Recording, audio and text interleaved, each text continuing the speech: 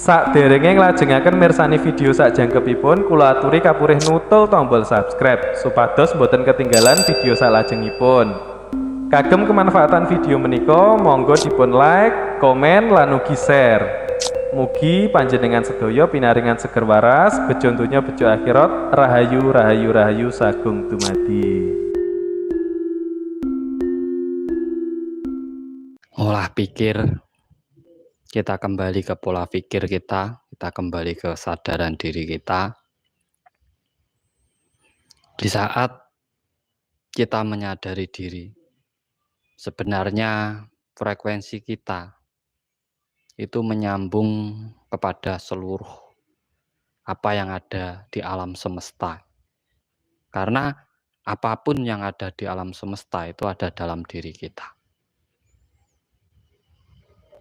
Banyak orang melakukan keheningan atau semedi atau suwung atau meditasi. Tetapi dalam meditasinya ini mereka lupa membaca sebuah kitab. Kitab yang memang tidak tertulis. Tetapi kitab itu asli, real diciptakan oleh Tuhan semesta alam. Apa kitab itu? Kitab itu adalah diri kita. Tubuh kita. Isi alam semesta. Bahkan seluruh alam semesta ini adalah kitab Tuhan. Yang tidak tertulis. Karena kalau kita kembali ke logika, sesuatu yang tertulis itu pasti ada yang menulis. Nah, di sini kita kembali ke ilmu kasunyatan, yaitu membaca sebuah kitab yang tidak tertulis di dalam diam. Agar apa? Frekuensi diri kita, energi diri kita, ini benar-benar tersambung kuat dengan alam semesta. Sehingga apa yang panjenengan inginkan, apa yang panjenengan ciptakan, itu agar benar-benar terwujud. Jadi tidak sia-sia dalam melakukan meditasi. Kita tidak perlu pembimbing kok. Orang sadar itu nggak usah dibimbing, sudah sadar. Yang butuh pembimbing itu yang belum sadar.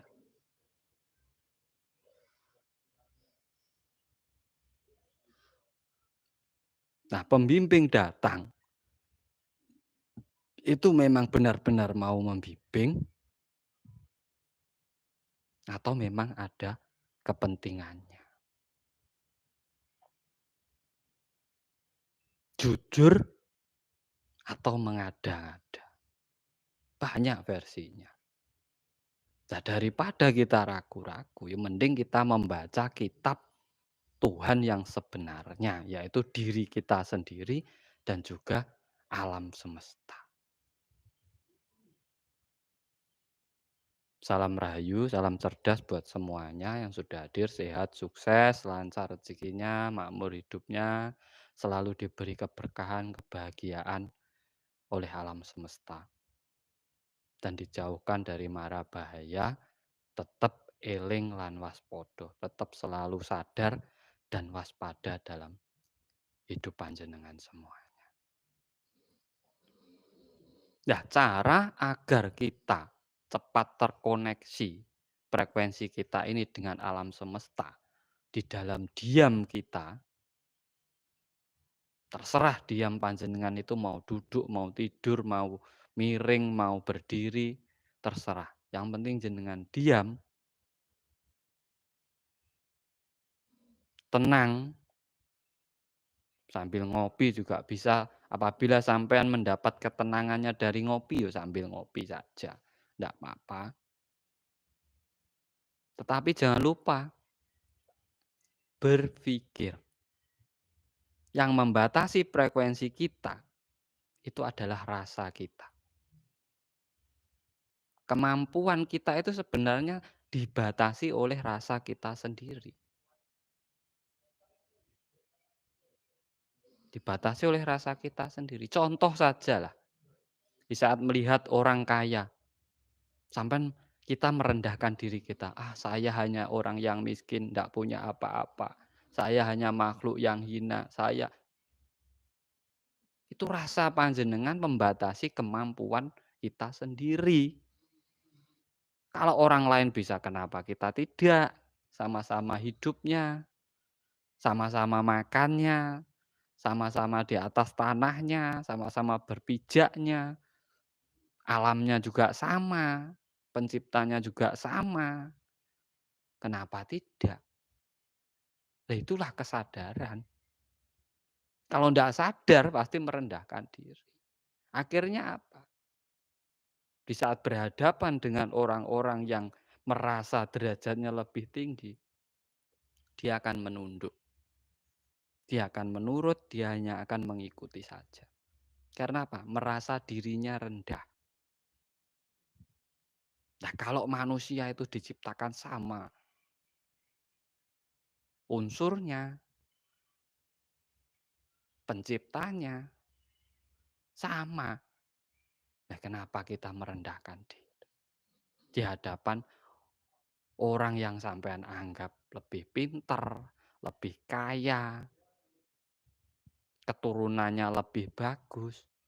Ya, keturunan itu sama, kalau satu manusia dulu adalah Adam, berarti semua itu keturunan Adam.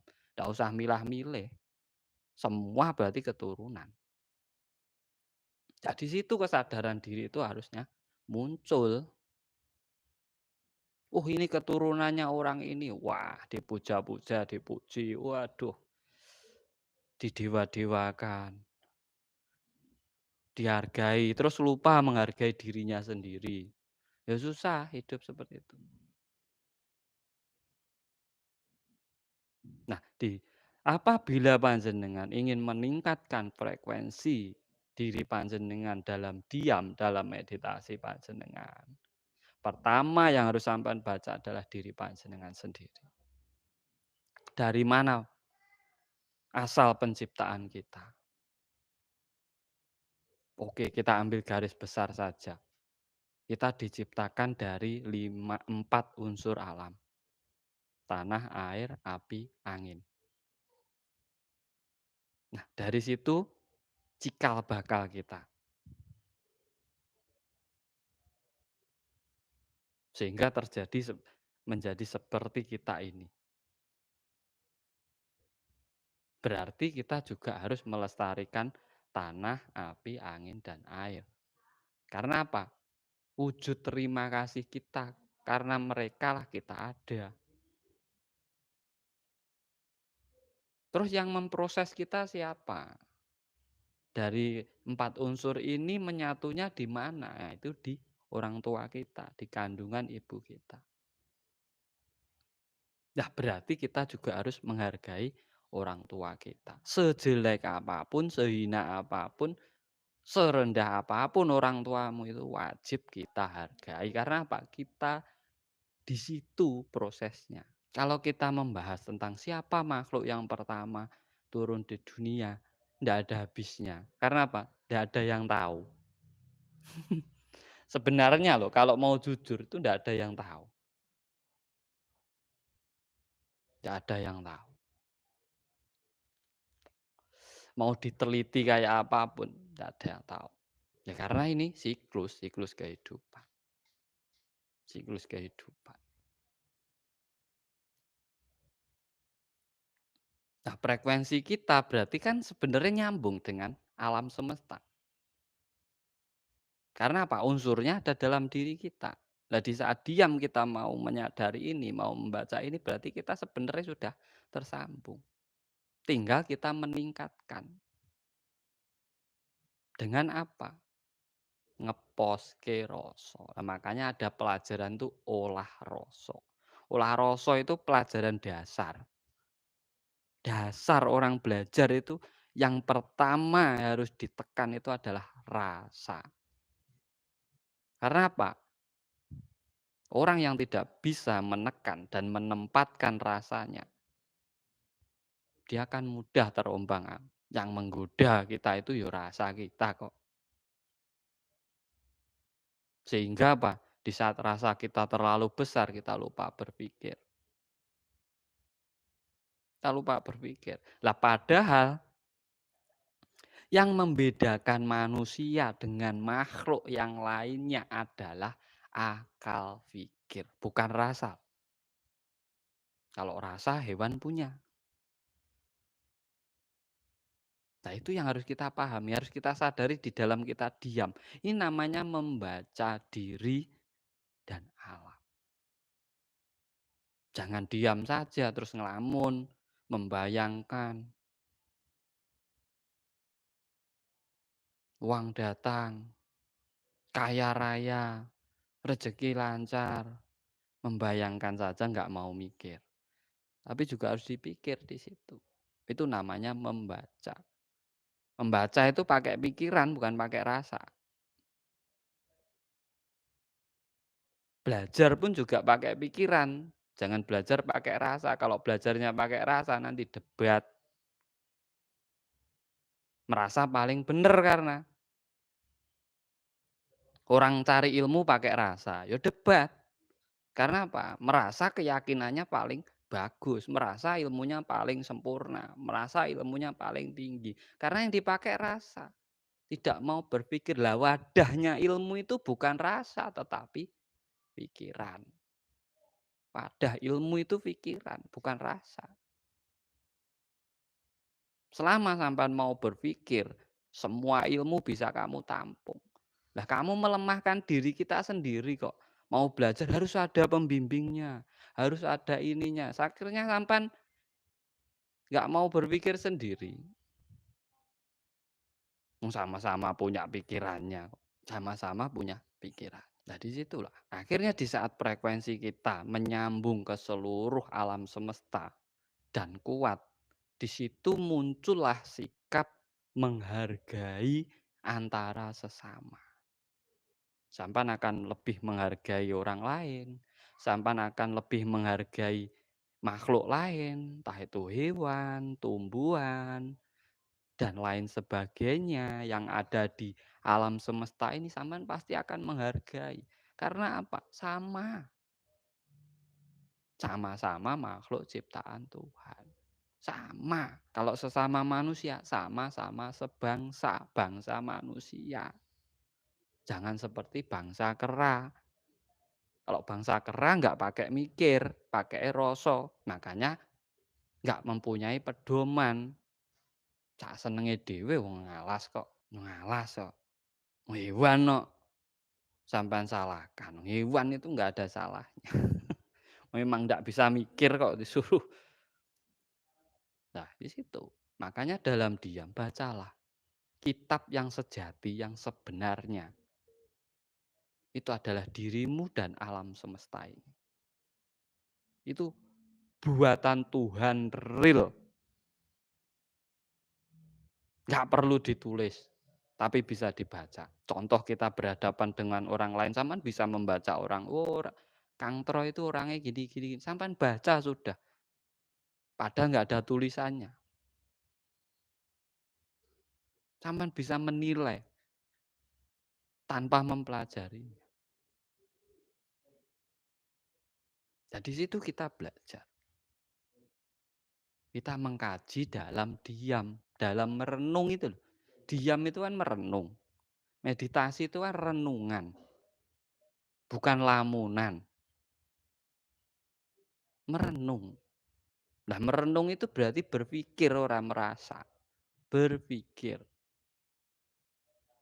apa yang terjadi dalam diri sampean, apa masalah sampean. Gitu. Mau nanya mohon sebelumnya sejatine rasa yang sebenarnya itu kayak apa, Kang? Sampean minum rasa sejati toh, sampean coba cari gula, terus sampean makan. Nanti rasanya apa? Manis, sama saya juga manis. Itu sejati wes. Bener berarti. Terus orang lain nanti juga manis. Yang lainnya juga manis. Kalau sampean ngomong pahit, yang lain manis, berarti belum bener rasanya sampean. Rasa sejati yang kita rasakan sehari-hari ini. Wis sejati itu sudah pemberian Tuhan, mau sampean bikin kayak apa lagi. Kok sampean nggak percaya dengan Tuhan? Hidup sejati ya sudah kita jalani tiap hari ini. Diri sejati ya kaya ngene iki. Sampeyan arep golek kaya apa? Kaya kethek apa kaya apa? Ya wis kaya ngene iki lho, kangtro ki ya wis ngene iki sejati. Sejati itu kan yang sebenarnya toh. Yang sebenarnya itu berarti di saat sampean benar, orang lain benar dan semua benar. Kalau sampean benar, yang lain masih menyalahkan berarti belum benar. Itu ukurannya sejati. Lah dalam renungan, dalam meditasi, dalam kita mengkaji diri, membaca kitab suci yang sebenarnya dari Tuhan Yang Maha Kuasa, yaitu diri kita dan alam semesta ini. Di situ akan kita temukan kesadaran diri yang luar biasa. Di mana di antara kita dan makhluk yang lainnya, kita dengan alam semesta ternyata satu. Karena apa yang ada di alam semesta ternyata ada dalam diri kita. Seluruh unsur yang ada di alam semesta ternyata ada dalam diri kita.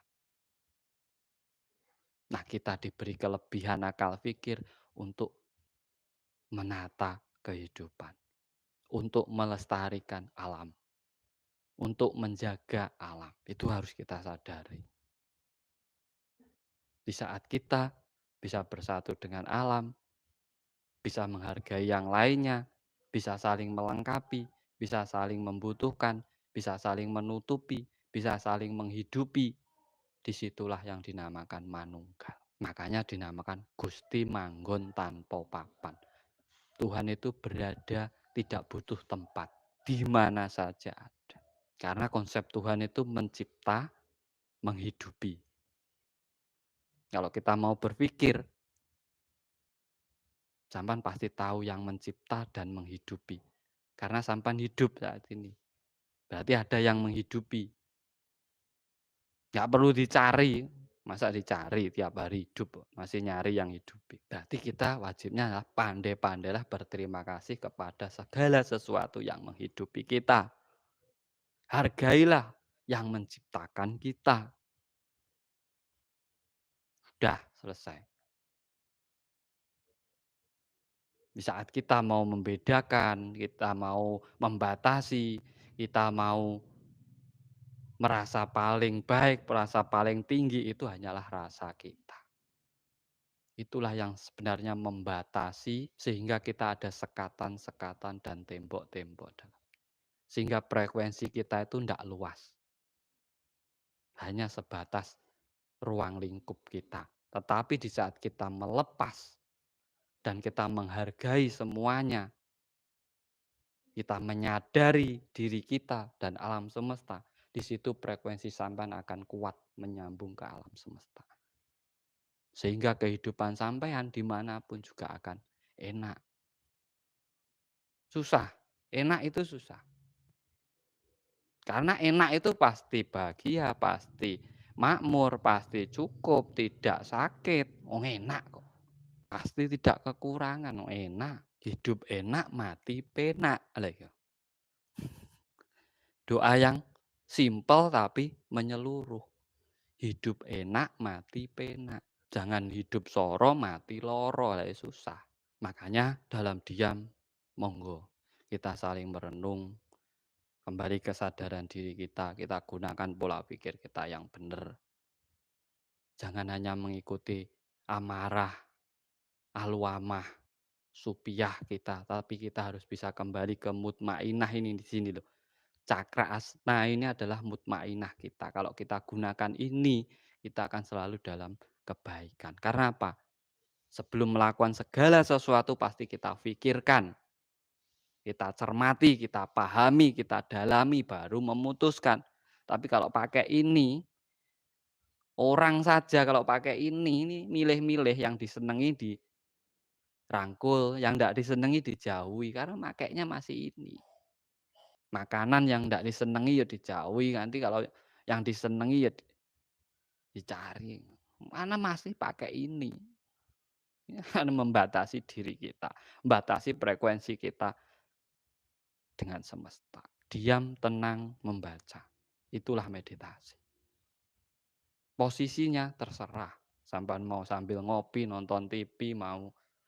Yang penting sampean tenang di situ. Sampean enak, sampean nyaman. Itu posisi yang sebenarnya itu di saat sampean nyaman, tenang, enak. Itu posisi paling nyaman. Titik fokusnya, tujuan sampean untuk apa meditasi, itu titik fokus dalam meditasi.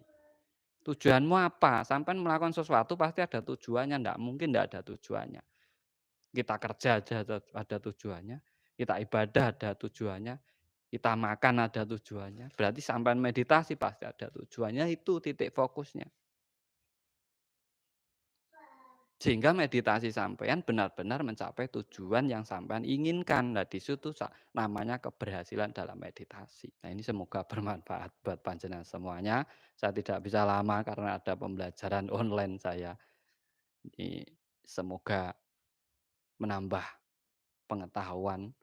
Ndak usah seperti saya, ndak usah dipercaya, difikirkan, dicermati, dipahami. Yang baik dipakai, yang ndak baik ya ndak usah.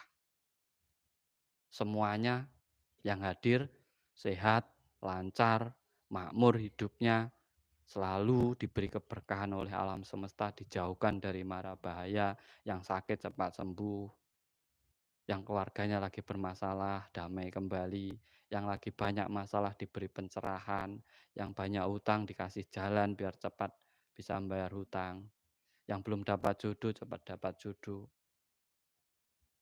dan selalu diberi hidup yang enak. Jadi saya terima kasih. Salam cerdas.